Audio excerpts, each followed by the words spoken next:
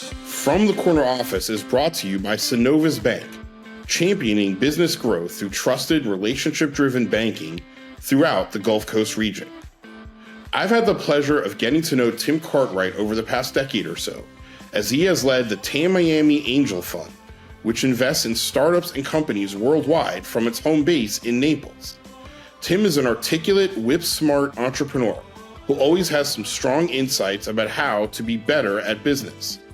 Helping you be better at business, from online news briefs to in-depth profiles in our print issue, is a core mission of the Business Observer. To subscribe, go to businessobserverfl.com. Hello, and welcome to the Business Observer's From the Corner Office podcast. I'm Mark Gordon, managing editor of the Business Observer.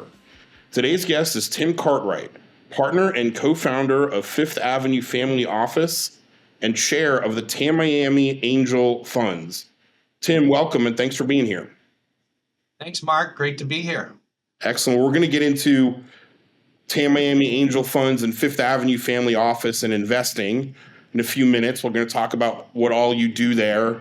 But before even that, let's get to know you a little bit better. Let's get our audience to know you a little bit better. 3 rapid fire questions. These are right from you, Tim. These are not chatbots. These are not robot answers. Are you ready? Lay it on me, Mark. All right, let's do it. Well, because we were talking off air, you and I and our producer, about NVIDIA and chips and AI. And let me ask you about AI. When was the last time that you used AI or ChatGPT for your work or for your life? When was the last time you used it, and what for? Yesterday, I used it. I use it every day. What'd you do yesterday? So we run a family office, and so we deal with families who have multi-generational wealth. I wanted to show the impact of proper estate planning. So I took a single dollar bill, right, and asked Grok to deduct from it what the normal self-employment tax is, what state tax is, what living expense tax would be, like your gas taxes and different things like that. Right. And then the state estate tax. Yeah. And how much of that dollar would be left versus if it was in your estate or out of your estate in a trust. Right. And I asked it to do it across 3 different states: Colorado, Illinois, and Florida. You want to know who won? Florida had to have won, right? Florida won, of course. Yes. But that would have taken me possibly 4 to 6 hours to do on my own. Right. And I had it done in less than 15 minutes. And was the client like, that's amazing? Was this in front of a potential client or a client? Not in front of a client. It was in preparation for a family retreat that we're doing. We're trying to explain to the next generation the value of estate planning. Yeah. That's been done by the previous generation. Right. And then what their obligation or their legacy is to do it for the generation to follow them. Yeah. It vaguely reminds me of, it's a little off topic, but a very good friend of mine, his teenage daughter got her first job at a local grocery store in Sarasota, and she got her first check. And he had a great parent moment because she ran up to him and said, they didn't pay me enough. They had a mistake. And he had that moment where he was able to explain why your check is less than what you thought it was going to be. Right. FICA, SUDA, FUDA. Yeah, exactly. He was in heaven being able to explain this object lesson to his 15-year-old. It's great. Yes. You know, on the personal side, AI is great if you have writer block on writing a greeting card or what you want to say on a birthday card or any kind of card. It really does a nice job of making an elegant prose. Excellent. I love it. All right, we're going to totally switch gears onto the second question. What is your favorite meal to prepare or cook? Well, I do a pretty good spaghetti for my family, and I have to say it's record-setting, world-renowned. World-renowned Tim Spaghetti. I love it. All right, tell me the day and time, and I will be there for spaghetti. And last question: what would be your dream job if you weren't running Fifth Avenue Family Office and Tamiami Angel Funds, what is your life dream job? It's hard. It's hard to answer that question because I think I'm doing what I want to do, and I'm doing what I find purposeful, and I feel like I've been prepared for this moment throughout my career. So I wake up every day, and it really isn't work. I come in, it's a new set of challenges. I work with entrepreneurs that are starting businesses. And then I get to work with entrepreneurs that have grown their business and have either exited or are about to exit. And so I've got the full continuum of that entrepreneurial spectrum. And it's exciting to be around that kind of energy. I love it. Excellent. It's great when you get to have that passion when you go to work every day. So, all right, well, we're going to move on. And before we get to leadership, let's hear a little bit more about Fifth Avenue Family Office and Tamiami Angel Funds. And I think this question is going to be really interesting because you probably asked this to potential companies you will invest in.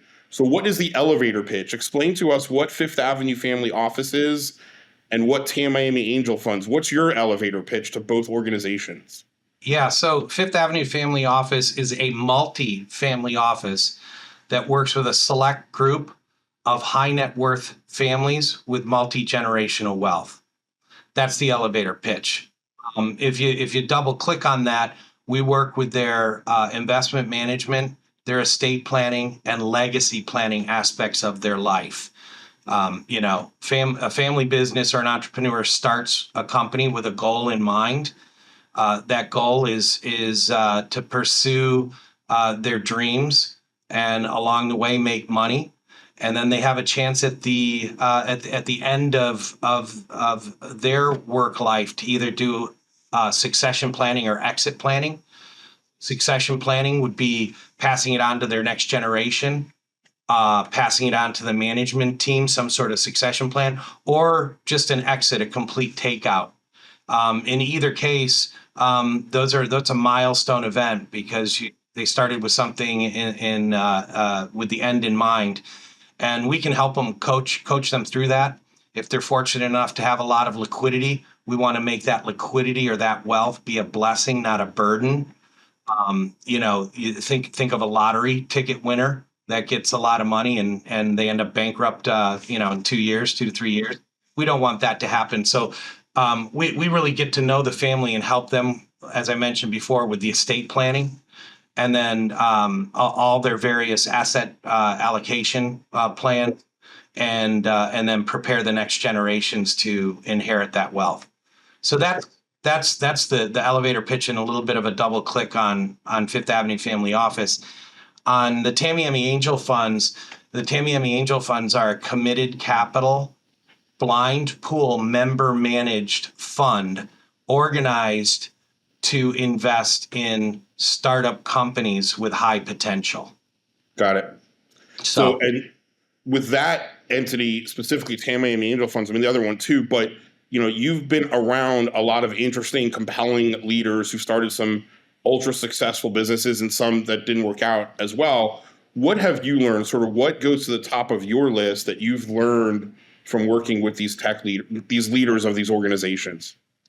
Yeah, I think that the real the one thing that I've learned the most is I think there's an image of the entrepreneur as a solo, an individual that single-handedly conquers the world all by themselves and creates this incredible unicorn or hugely successful company.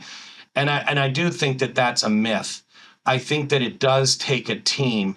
And so what I've learned, the most successful entrepreneurs probably have a great ability to self-reflect and self-analyze and understand the strengths that they have, but probably more importantly, the weaknesses that they have. And they surround themselves with, and you've heard this before, smarter people than they are. But again, to make that more precise, it's smart people in the areas that they have their weaknesses, identified weaknesses, so that blended together, that they create a great team that can go conquer the world and create these magical unicorn companies. Yeah, right people, right seats for sure. And Tim, take us even further back. You weren't always in this line of work. You were in publishing. You were in some other fields. Tell us, kind of take us way back. Actually, where are you from, and how'd you kind of get into your business career? Yeah, I think I've always been working. It's like I had a paper route when I was probably 8 or 9 years old, delivering the Chicago Tribune, Chicago Sun-Times, and the Wall Street Journal. And then I actually had 2 jobs in high school because I continued the paper route. And then in the summer, I would detassel corn. You kind of have to be from the Midwest to understand what detasseling corn is. That might be not the subject material for From the Corner Office. That might be from Out in the Cornfield. If you've got the cornfield, that's the next podcast. You and I will start that podcast. Okay. Great. Yeah. So I've always just kind of been working, and I went away to college and graduated from college, was recruited to Arthur Andersen in Chicago. I graduated from the University of Wisconsin, so that was a nice big city that had a lot of potential for career development. And I wanted to go somewhere where I was going to get some good foundational training. And, I got that at Arthur Andersen. I had an opportunity after working with them for 2 years to go off and start my own supply chain consulting business. And I had a conversation with my dad at the time. And I said, I don't know, do you trade security of this, large company and this company that has a national reputation and just risk it all? And he said, it's odd, but I was just reading this article in the AARP magazine. This is my dad speaking. And he said they did a survey of people who had been retired post 65, and they asked them if there was one thing they could do over in their life, what would they do? And they said, take more risks. And so I said, well, I mean, if you're giving me that quote, then I'm going to jump at it and I'm going to take the risk. And so I went off. I left Arthur Andersen and started Benchmark Solutions, which was a supply chain consulting company, which implemented ERP, Enterprise Resource Planning software, and Salesforce automation tools prior to Y2K. And again, I'm dating myself. You remember the Y2K? I do. So you were like techie cool before it was techie cool. You were doing ER. You were using those terms back in the 90s. Yeah, right. I could say Y4K. Yes. A 4-digit yes. Instead of a 2-digit number. But to represent the year. But yeah, we had great success implementing those software packages. I grew the company to 4 cities: Chicago, Detroit, Minneapolis, and Cleveland. About 40 employees and consultants, and sold that in 1999. And then took the proceeds and invested in another startup called Byproducts Interactive, which is a food and agricultural byproducts electronic trading pit or marketplace. And so that was exciting, just continuing my entrepreneurial journey. Yeah, through those entities, and then to where you are today, Tim, what stands out to you about leadership? What defines good leadership for you? Well, I think it goes back to a little bit of the answer that I said before, Mark. I think leaders are successful because of the teams that they build, right? I don't, a leader of one can kind of be lonely, and it's hard to get things accomplished. Although with AI agents, I may be challenged on that, because maybe a leader of one with a whole bunch of AI agents is the new model. Who knows? It's like we said off air, AI, it's amazing and scary. That's sort of sad to me too. Like, that's true what you're saying, but it takes out that human angle. So that I don't know where I come down on that just yet. Yeah, we're going to have to wait and see on that one. But for sure, I think it's leadership is about building a team which means you have to have great emotional intelligence to understand people, because every person on your team is a human being and an individual. I think you have to be a motivator. You've got to get them to join your band, so to speak. You got to believe in your vision, and so you've got to be a visionary. And I think you have to, personally, my belief, I think you have to be an optimist. I think that you have to look at problems as opportunities and bring forth solutions, because I think that's the greatest way to do life, is to solve problems. And that can be in a for-profit or a non-for-profit type entity, but you can't be overwhelmed by problems and chaos. You've got to look for the opportunity inside of those. So those are probably some of the characteristics, I would say, of leadership that I've learned. And on leadership, sounds like your dad had an influence in your life. That's great advice that he read that article. And it's funny. I'm of an age where I am now getting submissions to be an ARP member. That just started. So You don't have to admit that, Mark. I'm getting a lot of the mail. It happens. It's life. Okay. You just don't have to admit that it's addressed to you. It Right. comes in the mail, but Good point. It actually is for my neighbor, the Canadian snowbirds. That's who it's for. But who have you learned? Who has influenced your leadership, really your career? Is it your dad? And what else have you learned from him? And who else have you learned from? Well, I think you have to be a continuous learner as a leader also.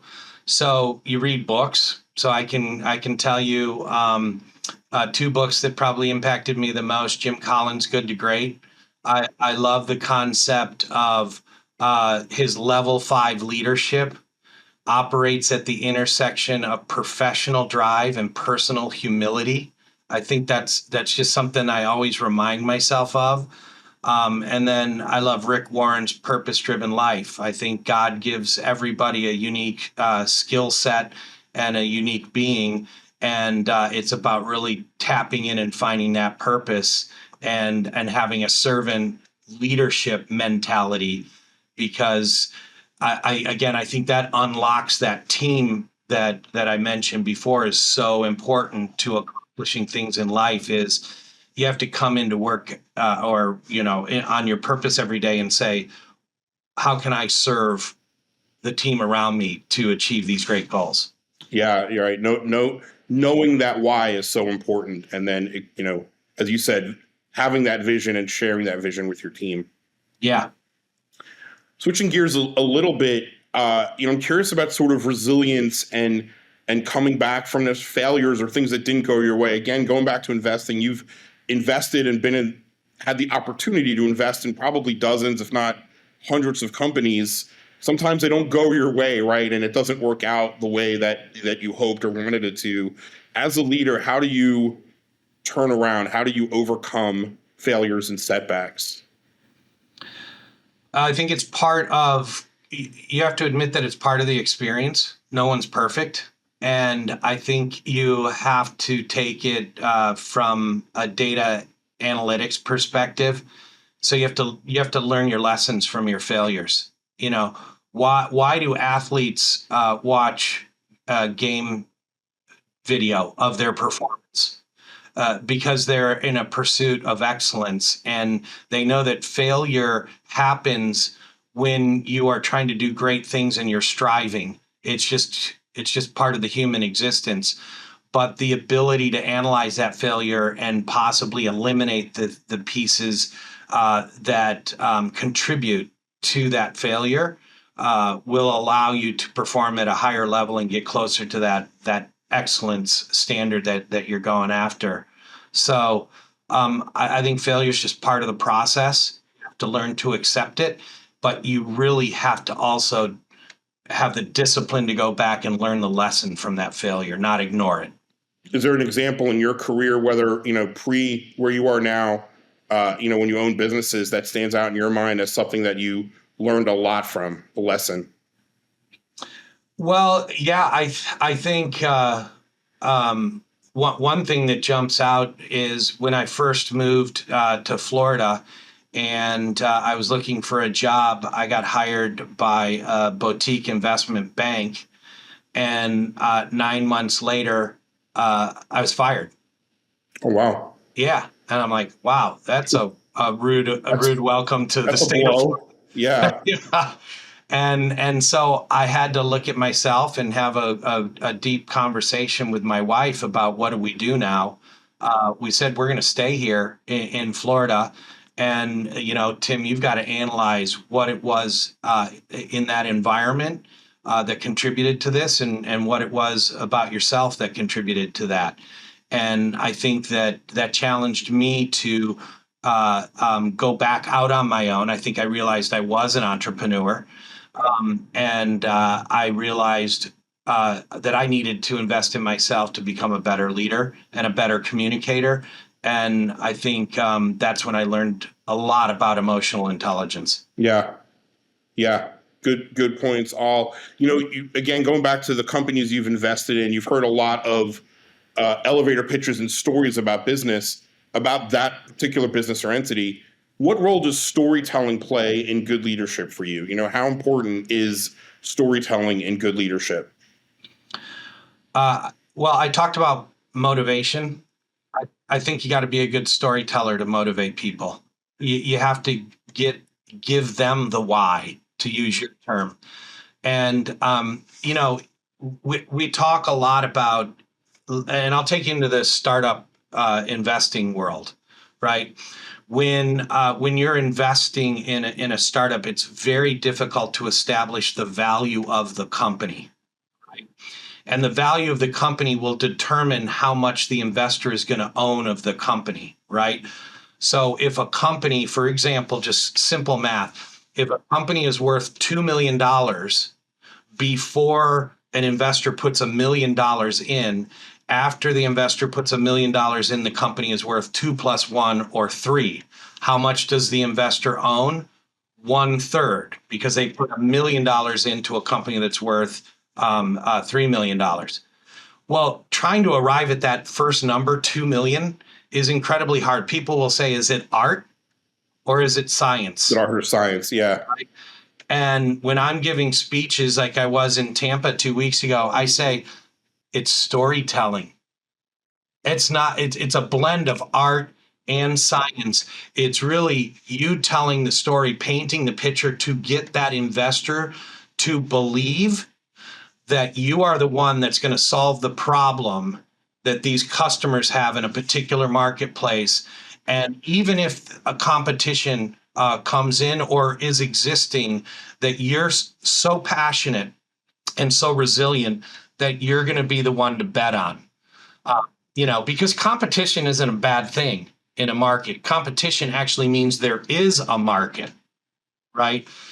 And so I just really think that storytelling is very powerful. And I'll give you just one more, and we can get to another question.